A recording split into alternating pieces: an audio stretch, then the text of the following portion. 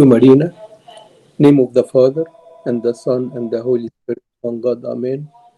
Glory be to the Father, and to the Son, and the Holy Spirit, now and at all times, and forever and ever. Amen. The title of my talk tonight with you is How can I live within God's blessings? How can I live within God's blessings? And what brought this subject? That it is the fifth talk in a series of talks that we had together about the church in your house. And just to have a glance over the previous talks about the various subjects in the church in your house, in the first talk we said this is an expression in the Holy Bible, like the family of Philemon and the church in his house. And we said that this is not just an expression, but it is reality, because every member of a Christian family is the altar of God, and the God resides in him or her. And in every talk, we give few practices. In the first talk, we said a good practice is to develop good habits inside the house. To develop good habits inside the house, like the house is calm, the house has love, like the house has peace. Develop good habits inside the house. And also, if you believe truly that your house is a church or a church in your house, you should respect your house. You respect your house exactly as you respect the house of God in that church. This was the first talk. The second talk, we said you are a member of the church in your house. You are a member of the church in your house, which means you don't want to go to heaven alone. You like to go to heaven with the rest of the members of your family with you. You take them with you. So the mother will think about her kids, how she can improve their spiritual life. In patience, she has to be patient with that. And ultimately, we meditated on the verse that say, "Me and the children whom you have given, nobody is distracted from them who are going to eternal life." So there is a membership in the church in your house. You are responsible for other people calmly and patiently. You like to help each one of them spiritually. That was the second talk. The third talk, we said it is houses of prayers. Houses of prayers mean how can our houses, our churches, if it's not filled with prayers?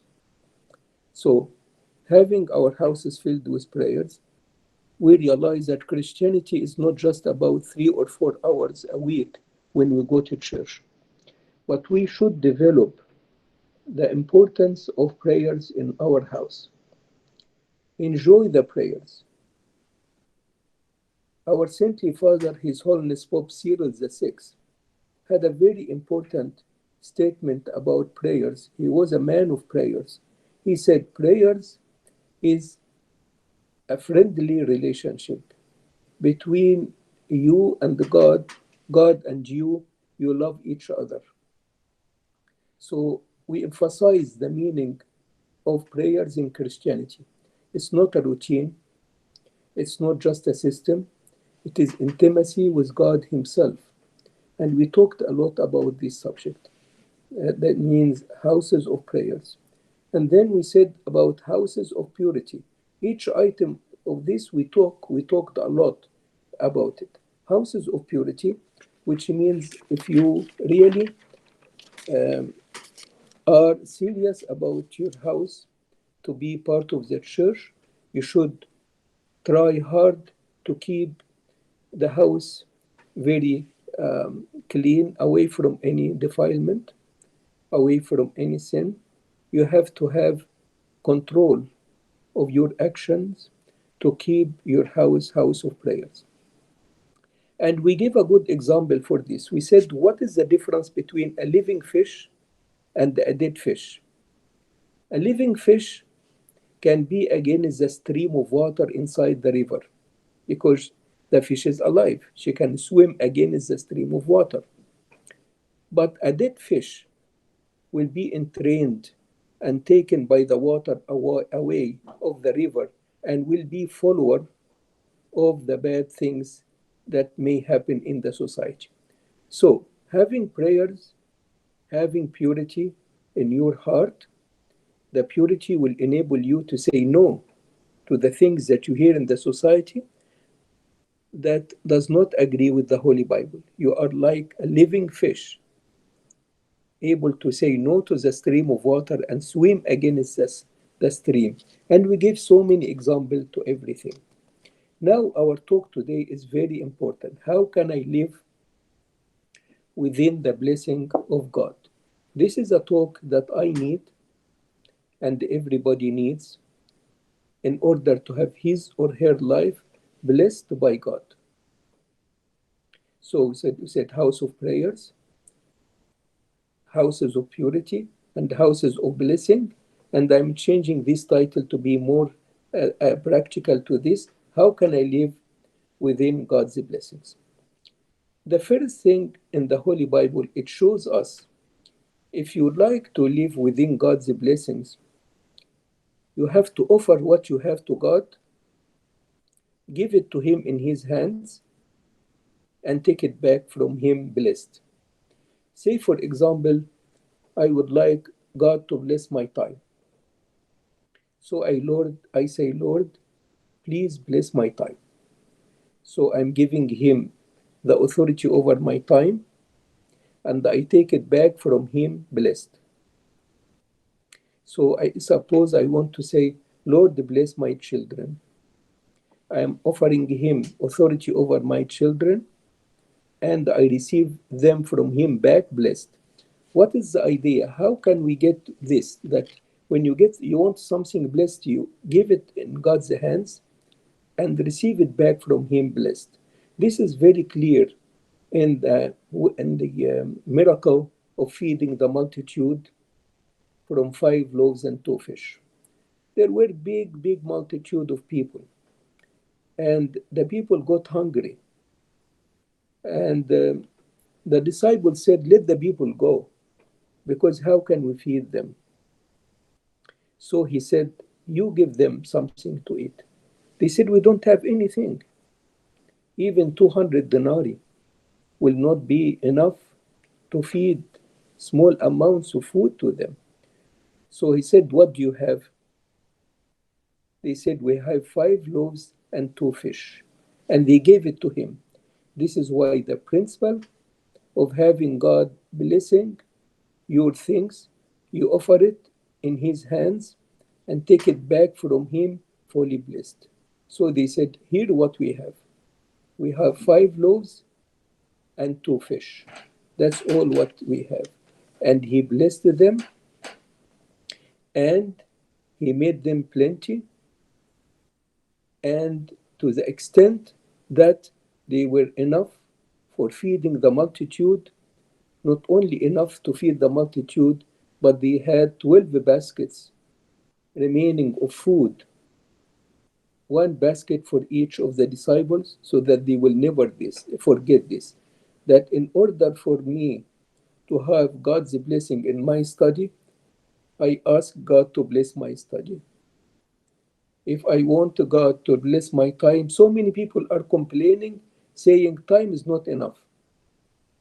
I cannot do everything within my time. Guess what? Go to the Lord as the disciple did and say, please bless my time. Bless the things that I have, similar to the disciples when they gave Him the 5 loaves and 2 fish, and He blessed them. In the Holy Bible, in Proverbs, it said, the blessing of the Lord makes one rich, and He adds no sorrow with it. The blessing of the Lord makes one rich, so you will have plenty of things, and He adds no sorrow with it.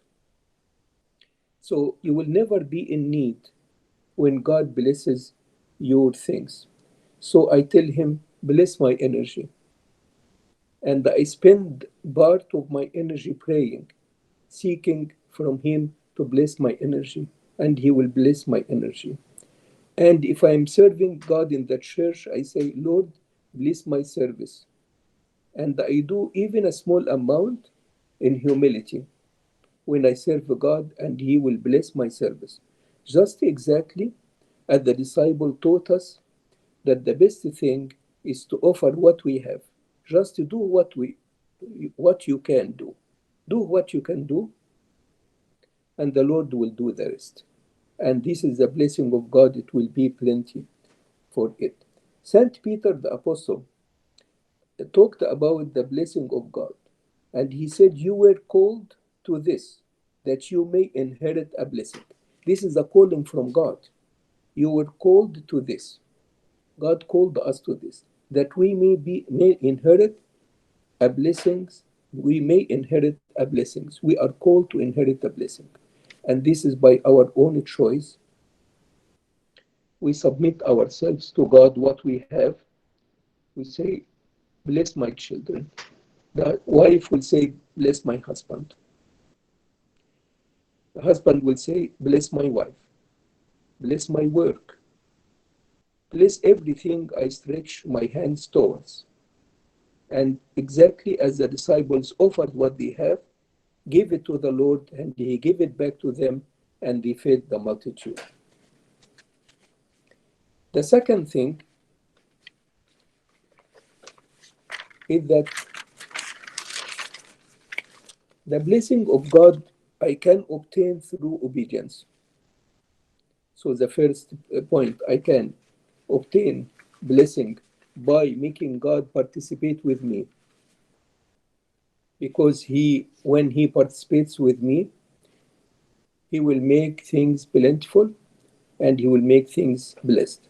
The second thing is by obeying God, He will bless whatever I want. Just the mere fact that I obey Him, He will bless it. The Holy Bible is filled with situations that show that obeying God will give us tremendous amount of blessings.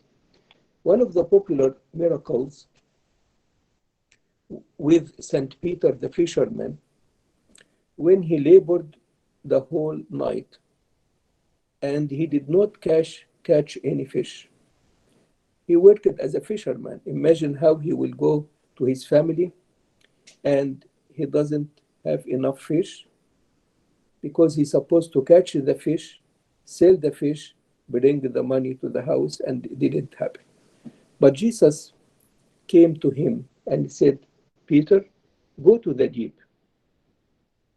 Go to the deep is against the principles of fishing, because usually fish are not in the deep, and it is not all the rules of fishing. But Peter said, according to your word, I will cast out the nets, according to your word. And he went ahead and he cast his net, and guess what? His net was filled with fish, because obedience to God brings lots and lots of blessings, because all the blessings are from above. In the epistle of St. James, he said every good gift is coming from above, coming from God. So by listening, we can get blessed. Another very important story in the Old Testament as well about the same thing, that blessing is obtained by obedience. The farmers in the Old Testament, they used to cultivate their farms. But the Lord said to them, you plant your farms for 6 years, and in the seventh years, it is Sabbath to the Lord. Sabbath to the Lord means rest. So they plant or cultivate their land for 6 successive years. How about the seventh year? They don't cultivate the land. But what can they do? What will happen? How can they eat? Those farmers are planting the fields in order to eat. But guess what? The Lord said to them, I am going to bless the crops of the 6th year, so that the crops of the 6 years will be enough for 3 years. Can you imagine? So every year brings the same crops, except the 6 years will bring crops good enough for 3 years, so that they skip 1 year to make rest for the land, and they don't farm it. But he promised that he's going to bless the crops of the 6 years, and he did. And this is why the people trust the fact that when you obey the commandment of God, a reward is that he's going to bless your life. Very simply taken. There is a full chapter in Deuteronomy, Deuteronomy 28, that exactly says this. And I encourage my beloved friends who are hearing to read Deuteronomy 28. In it, the Lord said, if you listen to what I'm saying, I'm going to bless you and make you victorious over all your enemies.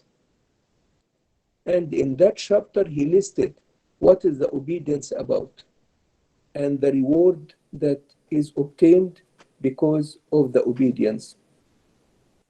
Very essential. And then this is half of the chapter. The second half of chapter 28 of Deuteronomy is contrary to the first half. If you didn't obey, then there is no blessing in your life. You will be miserable wherever you go. You will be hungry wherever you go. You are not going to be joyful in your life because you turned your back against the commandment of God. So far, we learned two things in order to inherit the blessing of God. First thing, submit ourselves to Him and ask Him to bless what we're talking about, to bless the work, to bless the energy, to bless the time, to bless the family, to bless the church, to bless the whole world, and we submit ourselves and He will bless. The second thing to get the blessing is to be obedient to the Lord. Now, a very good principle in the blessing of God, the verse in Psalm 37, verse 16, it said, a little that a righteous man has is better than the riches of many wicked. Can you imagine? I want you to know this verse. Try. Two parts. A little that a righteous man has. Little, very little. A little that a righteous man have. A righteous man means a good person who belongs to God. A little that a righteous man has is better than the riches of many wicked. So riches of many people who are wicked is nothing, is making them hungry and not satisfied. But when a person is righteous, means he is a good person, belongs to God, whatever little he has will be plentiful and will be enjoyable and it will be good in his life. A story about this. I met a young man and he was raised in a wealthy family, and they also were Christians. But unfortunately, they taught him a principle that you will be happy when you have plenty of money. Actually, not. You will be happy when you belong to God. And this is a fact of life. But this poor fellow, they taught him, you will be happy when you are rich. So the fellow started to struggle and struggle and struggle in his study in order to become rich, and started to be involved with so many rich people whom he didn't know. And what is wrong? What is he trying to achieve? He wanted to be rich because his parents taught him a wrong lesson, that in order for you to be happy, you have to be rich. In order to be happy, you have to belong to God. Fortunately, I met this young fellow and I said, what is going on? He was really miserable. I said, what's going on? He said, well, I couldn't do in my study as good. And then I said, okay, and then what happened? And then he said, I wanted to do plenty of money. And then I said, how are you going to do this? So he said, I got in connection with some wealthy people who are doing business. And they wanted me to bring money from my father, from money that I can have from my father because his parents were wealthy, in order to participate with them. I said, how can this be? Do you know these people? He said, no, not really. I said, how can you do this? You can't just go around throwing money around because you are under the wrong formula, that you think you must be as rich as your dad. You must bring as much money as your dad. This is a wrong formula. It was a struggle with him to get him to leave this idea that the blessing of God is not by the amount of belongings. Yes, I have to do the best in my school. Yes, I have to do the best in my study. Yes, I have to do the best to get a job. But the ultimate goal, that I leave my life in the hands of God. And this psalm is a very essential psalm for this. It said, a little that a righteous man has. A little. A little means not much, but a righteous man means the person who belongs to God. A little that a righteous man has is better than riches of many wicked. Riches of many wicked is this young man was going to go through. He wanted riches, but with many wickeds, and I got it out of his mind that he can or should engage himself with these people at all because they can eat him alive like that. He now straightened up. Do your best in study, your utmost best. And as the disciple gave the 5 loaves and 2 fish to Christ, you give your best to Christ and leave it with him, he will bless it. A little that a righteous man has is better than the riches of many wicked. That is the second method, or the second item, how to get the blessing of God. The third item, that Christ is the source of all blessings, but he allows his blessings to go through other sources. Like he is the main source of blessings, but he gave it, for example, to some of his children to bless other people, but he is the source of all blessings. Let me tell you examples of this, that God is the source of blessings, but he gave it to people to represent him. For example, Joseph in the Old Testament. Joseph in the Old Testament, who chose purity over everything, although sin was offered to him, but he said his major sentence, how can I do this and commit sin against God? But because he did this, God blessed him and made him a blessing as well, made him to become a blessing. So Joseph, after a long story, he was in the palace, in Potiphar palace. And when he went there, the king found that Joseph was a source of blessing. Day after day after day, the king knew that the mere presence of Joseph in the palace was a source of blessing, and he became the second man over the whole land of Egypt behind the king, because God made him to be a source of blessing. So God is the source of blessing of everything, and he has channels that come out from him that he can send his blessings. Also, Elijah in the Old Testament, at the time of the famine, he was beside the river, and God used to send him food from heaven. But the water level started to go down every day by evaporation, as you know. And then God told him, go to a widow and she will take care of you. So he said, okay, I'm going to go to her house. He went to her, and it was a time of famine, so there was not too much food. and she has just a little bit of oil and a little bit of flour. And Elijah said to her, make for me a little cake first. Make for me first a little cake. Can you imagine? She and her little child had only this, but he said, make to me first. And guess what? Because she obeyed him, and God is the source of all blessings, he sent blessings through Elijah. And he said to her, you know what? The container of oil will not be finished. The container of flour that you have, it will never be finished until the famine time ends.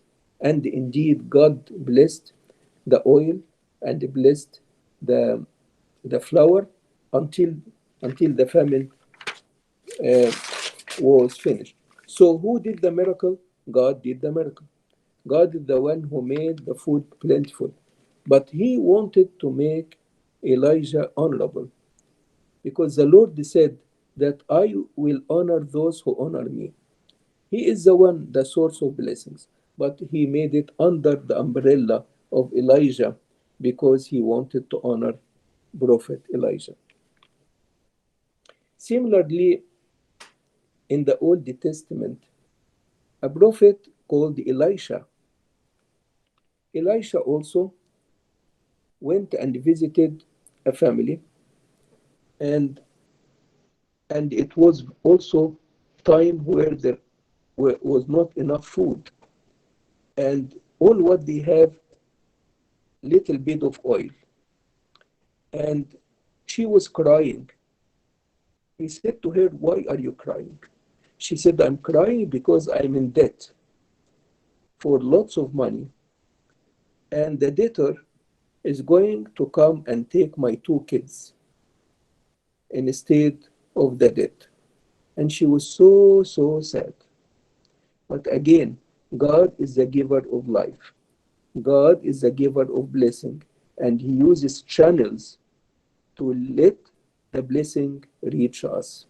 So Elisha said to her, I want you to fill all the containers of you have with oil, all the containers. And she started to fill them. And he said, no, not enough. I want you to borrow some containers from your friends and to fill them with oil. And she borrowed some container and she filled everything with oil. Why? Because she wanted to pay for the debt. Otherwise, the debtor is going to come and take her children. Glory to God, because He is the one who can bless, who can bless what we have, and He can make it plentiful.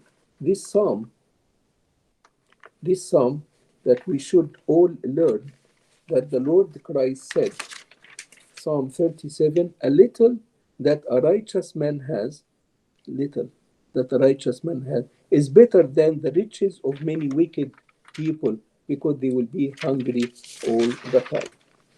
So the God is the source for all blessings, but He uses others, other saints, so that they become like channels to get the blessings to us.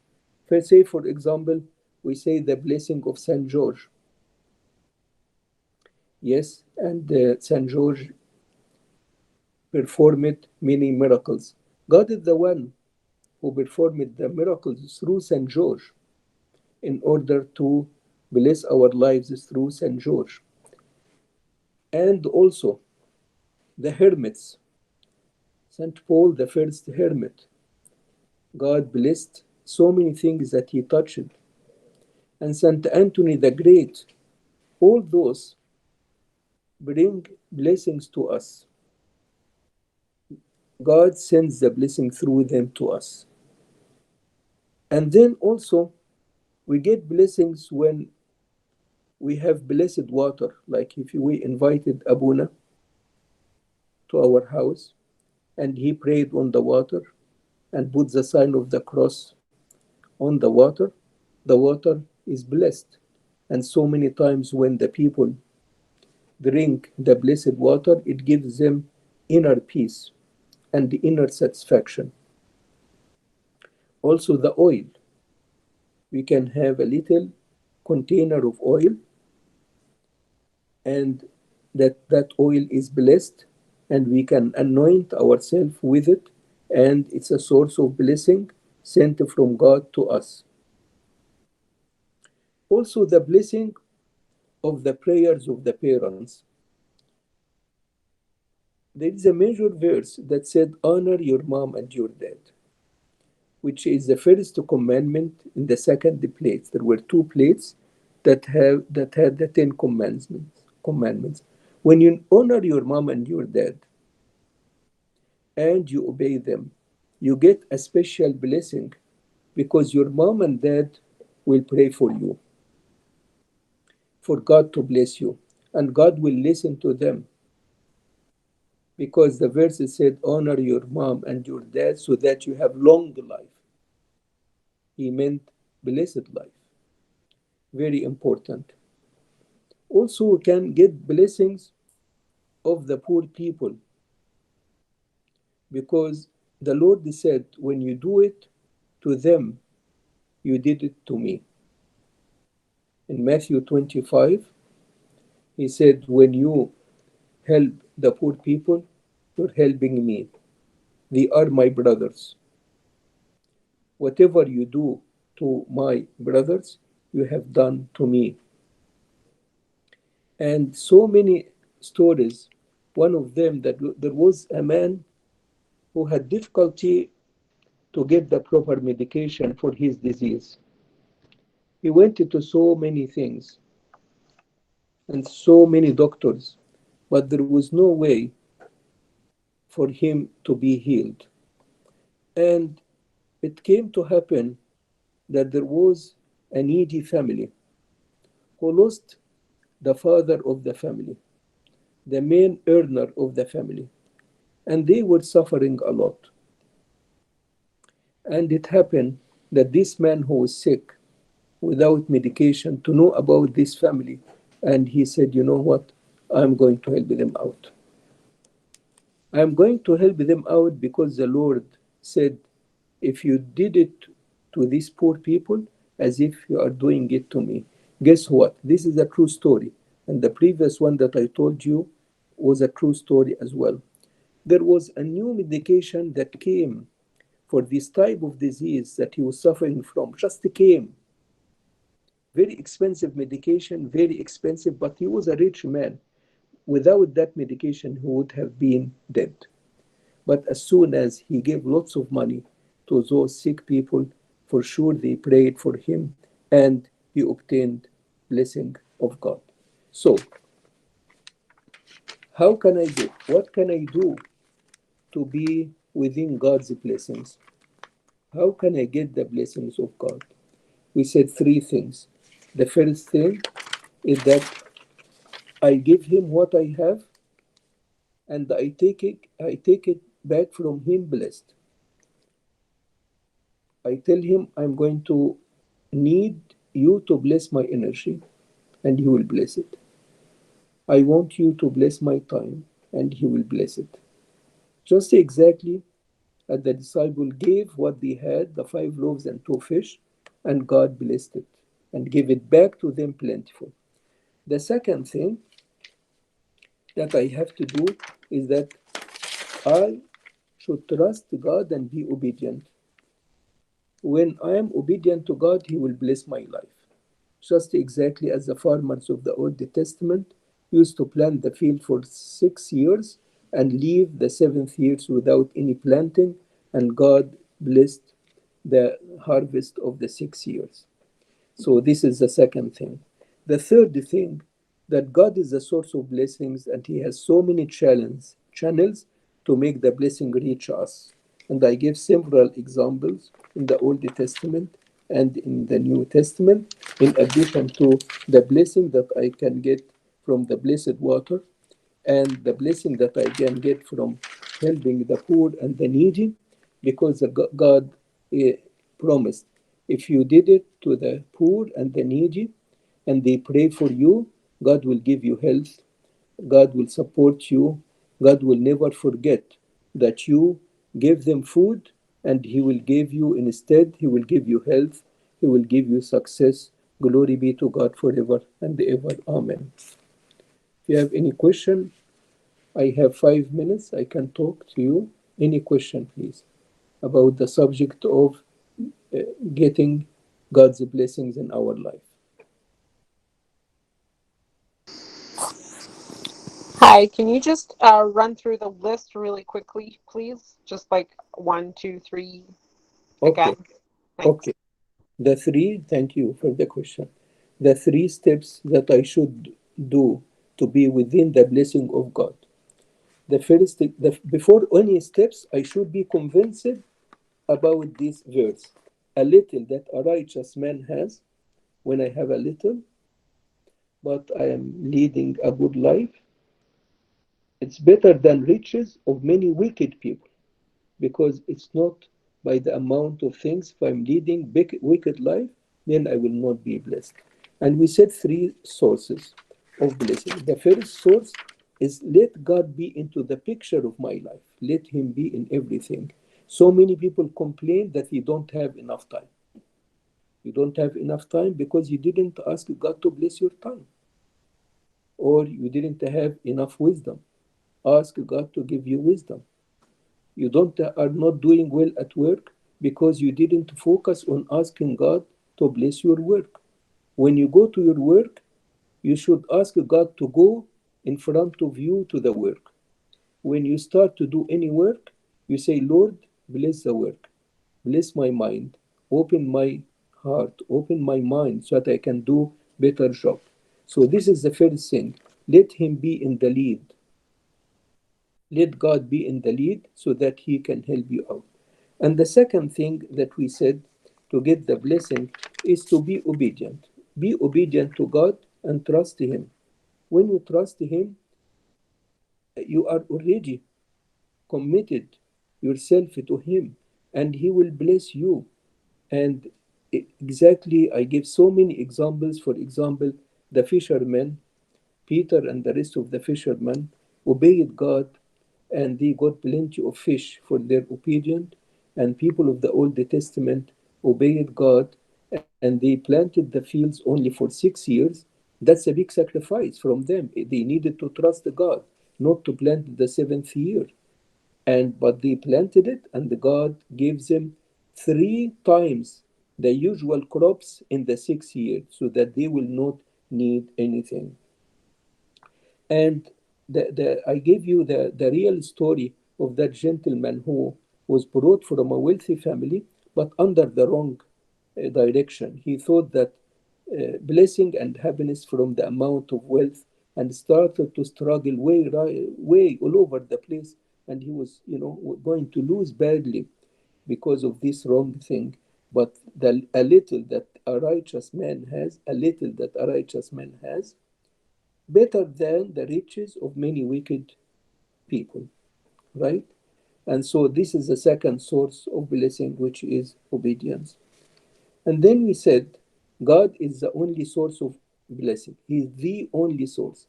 But He uses many channels to let the blessing come to us in order to honor saints or to honor the situation. And I gave many examples: Joseph the righteous in the Old Testament, Elijah in the Old Testament, Elisha in the Old Testament, and also the blessings of the intercession of the saints, Saint Mary the Virgin, Saint George, and Saint Rueiss, and all the saints, and also the blessings of obedience to the parents, the obedience of the parents when the parents are praying for their kids because they honor and listen to them, then God will give them plenty of blessings.